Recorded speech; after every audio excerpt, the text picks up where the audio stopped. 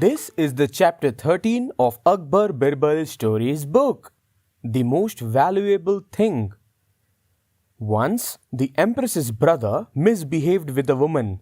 When the emperor came to know about it, he ordered his brother-in-law to leave the capital and never come back again. However, the queen's brother, who was also a courtier, did not wish to leave the palace. Where else would he get all the comforts of a royal life? He was appointed the courtier on the recommendation of the queen.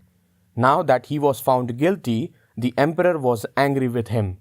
He went to his sister, the queen, and requested her to go to the emperor and request him to withdraw his orders. The queen was worried and unhappy because her brother had misbehaved with a woman. Akbar had high regards for women. He would never tolerate anyone insulting a woman. But the queen decided to go to the emperor for the sake of her brother. The queen insisted of requesting the emperor for mercy, argued with him, saying that his brother belonged to a royal family and so he had every right to misbehave with other people and it should be overlooked. The queen demanded that her brother should be reinstated as a courtier in the palace. But the emperor was in no mood to yield to such arguments. He said, "No one is above law. On the contrary, a royal person is required to be more disciplined than the others. Now you too has displeased me with your unjust demand and rude behavior. You will also have to leave this palace within 2 days. As you happen to be my queen, I will have no objection to your taking along with you any precious thing of your liking from this palace."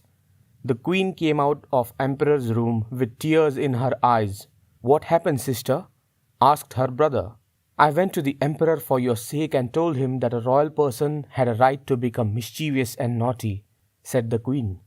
"Hearing this, the emperor became angry with me too and ordered me to leave the palace within 2 days. Now I don't know what to do." The queen began to weep. "Only Birbal can help you, your majesty," suggested a maidservant. "No," shouted the queen's brother.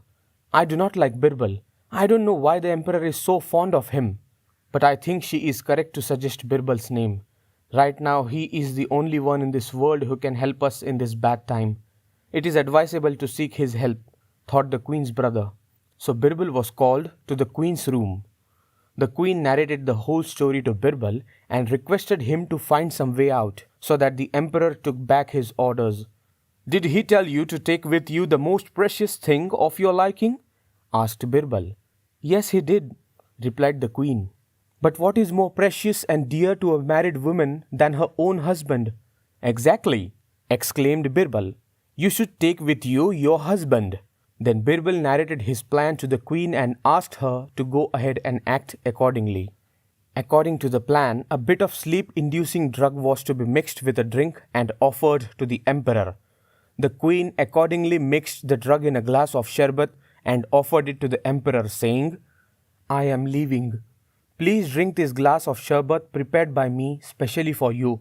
The emperor drank the sherbet and after some time went to sleep. The queen then, with the help of her servants, carried the emperor out and kept him into a palanquin and commanded her men to carry him.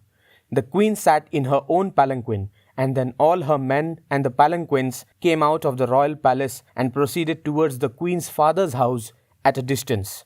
The queen's father was surprised on the sudden arrival of his daughter.